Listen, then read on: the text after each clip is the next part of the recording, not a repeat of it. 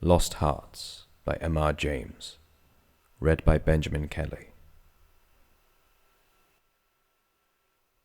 It was, as far as I can ascertain, in September of the year 1811 that a post-chaise drew up before the doors of Aswarby Hall in the heart of Lincolnshire. The little boy, who was the only passenger in the chaise, and who jumped out as soon as it had stopped, looked about him with the keenest curiosity during the short interval that elapsed between the ringing of the bell and the opening of the hall door.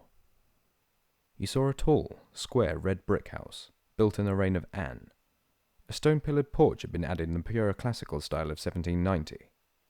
The windows of the house were many, tall and narrow, with small panes and thick white woodwork. A pediment, pierced with a round window, crowned the front.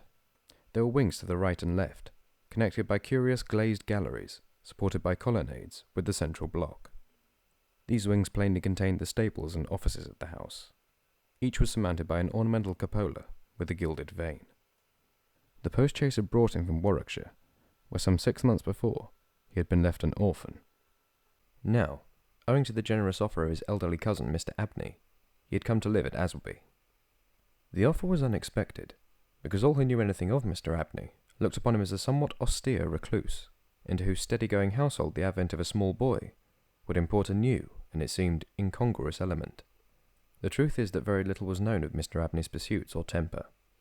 The professor of Greek at Cambridge had been heard to say that no one knew more of the religious beliefs of the later pagans than did the owner of Aswarby. Certainly his library contained all the then available books bearing on the mysteries, the Orphic poems, the worship of Mithras, and the Neoplatonists.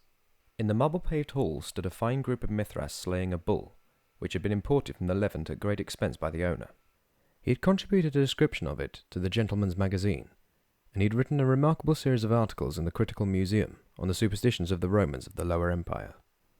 He was looked upon, in fine, as a man wrapped up in his books, and it was a matter of great surprise among his neighbours that he should even have heard of his orphan cousin, Stephen Elliott, much more than he should have volunteered to make him an inmate of Aswarby Hall. Whatever may have been expected by his neighbours, it is certain that Mr. Abney, the tall, the thin, the austere, seemed inclined to give his young cousin a kindly reception. The moment the front door was opened, he darted out of his study, rubbing his hands with delight. "How are you, my boy? How are you? How old are you?" said he. "That is, you're not too much tired, I hope, by your journey to eat your supper." "No, thank you, sir," said Master Elliott. "I am pretty well." "That's a good lad," said Mr. Abney. "And how old are you, my boy?" It seemed a little odd that he should have asked the question twice in the first 2 minutes of their acquaintance. "I'm 12 years old next birthday, sir," said Stephen. "And when is your birthday, my dear boy?"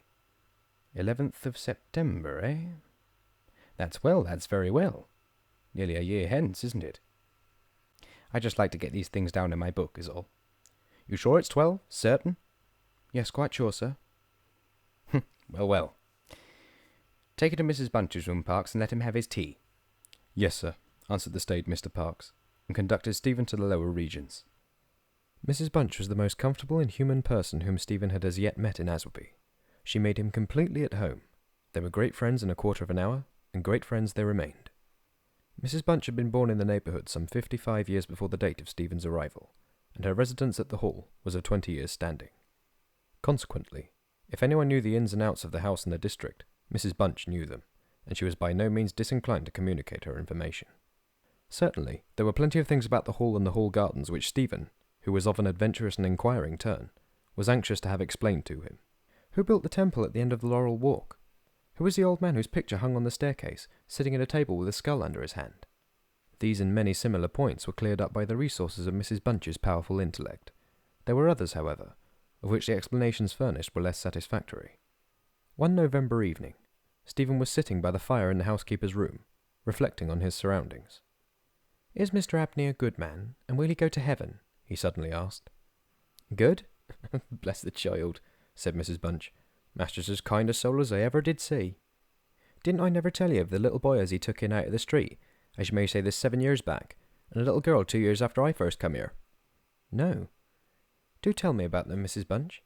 "Well," said Mrs. Bunch, "the little girl I don't seem to recall so much about. I know Master brought her back with him from his walk one day, and gave orders to Mrs. Ellis, who was housekeeper then, as she should be taken every care with. and the poor child had no one belonging to her, she told me so her own self, and here she lived with us a matter of 3 weeks it might be, and then whether she was something of a gypsy in her blood or what not, but one morning she out of her bed before any of us had opened an eye, and neither track nor trace yet of her have I seen since. Well, master was wonderful put about and had all the ponds dragged, but it's my belief she had away by them gypsies, for they was singing round the house for as much as an hour the night she went, and Parks he declares he heard them a-calling in the woods that afternoon. Dear, dear. An odd child she was, so silent in her ways and all, but I was wonderful taken up of her. So domesticated she was. And what about the little boy? Said Stephen. Oh, that poor boy, sighed Mrs. Bunch.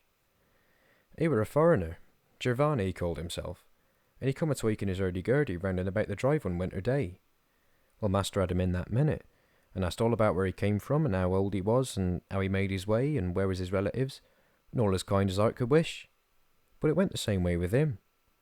They're unruly, thought them foreign nations, I do suppose. He was off one fine morning just the same as the girl. Why he went and what he'd done was our question for as much as a year after, for he never took his hurdy-gurdy, and there it lays on the shelf, see. The remainder of the evening was spent by Stephen in miscellaneous cross-examination of Mrs. Bunch, and in efforts to extract a tune from the hurdy-gurdy. That night he had a curious dream. At the end of the passage at the top of the house, in which his bedroom was situated, there was an old disused bathroom. It was kept locked, but the upper half of the door was glazed, and since the muslin curtains which used to hang there had long been gone, you could look in and see the lead-lined bath affixed to the wall on the right hand, with its head towards the window. On the night of which I am speaking, Stephen Elliott found himself, as he thought, looking through the glazed door. The moon was shining around the window, and he was gazing at a figure which lay in the bath, a figure inexpressibly thin and pathetic, of a dusty leaden colour, enveloped in a shroud-like garment, the thin lips crooked into a faint and dreadful smile, the hands pressed tightly over the region of the heart. As he looked upon it, a distant, almost inaudible moan seemed to issue from his lips, and the arms began to stir. The terror of the sight forced Stephen backwards, and he awoke to the fact that he was indeed standing on the cold boarded floor of the passage, in full light of the moon. With a courage which I do not think can be common among boys of his age, he went to the door of the bathroom to ascertain if the figure of his dream was really there. It was not, and he went back to bed. Mrs. Bunch was much impressed next morning by his story, and went so far as to replace the muslin curtain over the glazed door of the bathroom.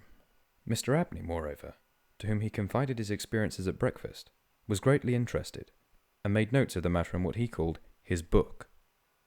The spring equinox was approaching, as Mr. Abney frequently reminded his cousin, adding that this had always been considered by the ancients to be a critical time for the young, that Stephen would do well to take care of himself, and to shut his bedroom window at night, and that Censorinus had some valuable remarks on the subject. 2 incidents that occurred around this time made an impression on Stephen's mind. The first was after an unusually uneasy and oppressed night that he had passed, though he could not recall any particular dream that he had had. The following evening Mrs. Bunch was occupying herself in mending his nightgown. "Gracious me, Master Stephen, how do you manage to tear your night-dress all flinders this way? Look here, sir, what trouble you do give to poor servants that have to darn and mend after you." There was indeed a most destructive and apparently wanton series of slits or scorings in the garment, which would undoubtedly require a skilful needle to make good. They were confined to the left side of the chest, long parallel slits about 6 inches in length, some of them not quite piercing the texture of the linen. Stephen could only express his entire ignorance of their origin. He was sure they were not there the night before. "But, Mrs. Bunch," he said, "they are just the same as the scratches on the outside of my bedroom door, and I'm sure I never had anything to do in making them." Mrs. Bunch gazed at him open-mouthed, then snatched up a candle, departed hastily from the room, and was heard making her way upstairs. In a few minutes she came down. "Well, Master Stephen, it's a funny thing to me how them marks and scratches could have come there. Too way up for any cat or dog to have made 'em, much less a rat. I wouldn't say nothing to master, not if I were you, Master Stephen, and just turn the key of the door when you go to bed tonight." "I always do, Mrs. Bunch, as soon as I've said my prayers." "Oh, that's a good child. Always say your prayers and then no one can hurt you." Herewith, Mrs. Bunch addressed herself to mending the injured nightgown, with intervals of meditation, until bedtime. This was on a Friday night, in March 1812. On the following evening, the usual duet of Stephen and Mrs. Bunch was augmented by the sudden arrival of Mr. Parks, the butler, who as a rule kept himself rather to himself in his own pantry. He did not see that Stephen was there.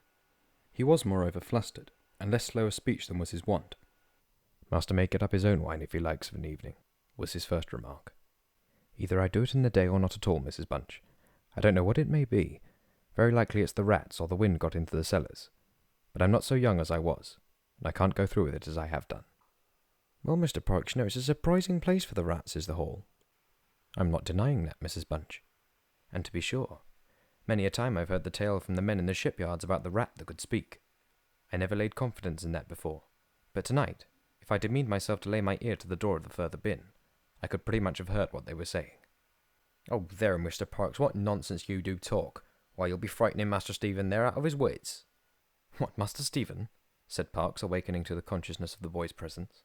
"Why, Master Stephen knows well enough when I'm playing a joke with you, Mrs. Bunch." In fact, Master Stephen knew much too well to suppose that Mr. Parkes had in the first instance intended a joke. He was interested, not altogether pleasantly, in the situation, but all his questions were unsuccessful in inducing the butler to give any more detailed account of his experiences in the wine cellar. We have now arrived at March 24th, 1812. It was a day of curious experiences for Stephen, a windy, noisy day, which filled the house and the gardens with a restless impression. After luncheon that day, Mr. Abney said, "Stephen, my boy, do you think you can manage to come to me tonight as late as 11 o'clock in my study? I shall be busy until that time, and I wish to show you something connected to your future life which is most important that you should know. Now, you're not to mention this matter to Mrs. Bunch nor to anyone else in the house, and you'd better go to your room at the usual time." Here was a new excitement added to life. Stephen eagerly grasped at the opportunity of sitting up till 11 o'clock. He looked in at the library door on his way upstairs that evening, and saw a brazier, which he had often noticed in the corner of the room, moved out before the fire. An old silver gilt cup stood on the table, and some written sheets of paper lay near it. Mr. Abney was sprinkling some incense on the brazier from a round silver box as Stephen passed, but did not seem to notice his step. The wind had fallen, and there was a still night and a full moon. At about 10 o'clock Stephen was standing at the open window of his bedroom, looking out over the country. Still as the night was, the mysterious population of the distant moonlit woods was not yet lulled to rest. From time to time, strange cries as of lost and despairing wanderers sounded from across the mere. They might be the notes of owls or water birds, yet they did not quite resemble either sound. Were not they coming nearer? Now they sounded from the nearer side of the water, and in a few moments they seemed to be floating about among the shrubberies. Then they ceased, but just as Stephen was thinking of shutting the window and resuming his reading of Robinson Crusoe, he caught sight of two figures, standing on the gravelled terrace that ran along the garden side of the hall. The figures of a boy and a girl, as it seemed. They stood side by side, looking up at the windows. Something in the form of the girl recalled irresistibly his dream of the figure in the bath. The boy inspired him with more acute fear.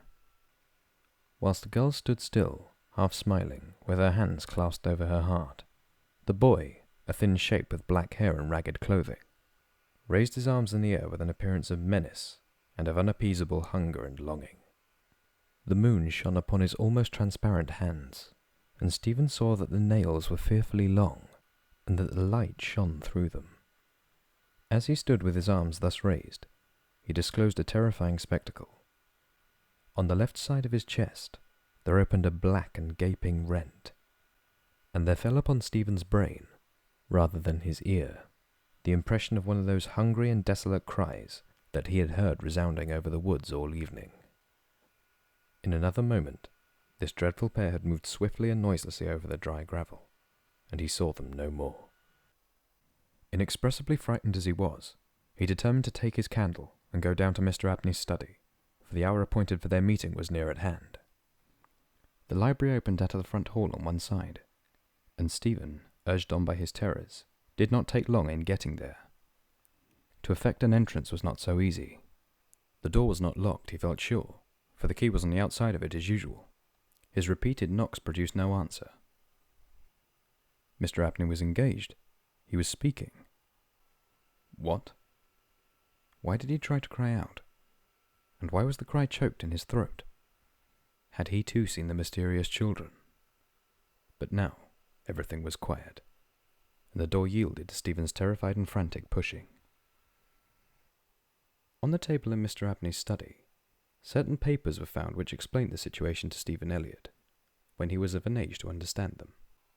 The most important sentences were as follows. It was a belief very strongly and generally held by the ancients, of whose wisdom in these matters I have such experience as induces me to place confidence in their assertions, that by enacting certain processes, which to us moderns have something of a barbaric complexion, a very remarkable enlightenment of the spiritual faculties in man may be attained. For example, by absorbing the personalities of a certain number of his fellow creatures, an individual may gain a complete ascendancy over those orders of spiritual beings which control the elemental forces of our universe. It is recorded of Simon Magus that he was able to fly in the air, to become invisible, or to assume any form he pleased, by the agency of the soul of a boy whom, to use the libellous phrase employed by the author of the Clementine Recognitions, he had murdered. I find it set down, moreover, with considerable detail, in the writing of Hermes Trismegistus, that similar happy results may be produced by the absorption of the hearts of not less than 3 human beings, below the age of 21 years. To the testing of the truth of this receipt, I have devoted the greater part of the last 20 years, selecting as the corpora vilia of my experiment such persons as could conveniently be removed without occasioning a sensible gap in society.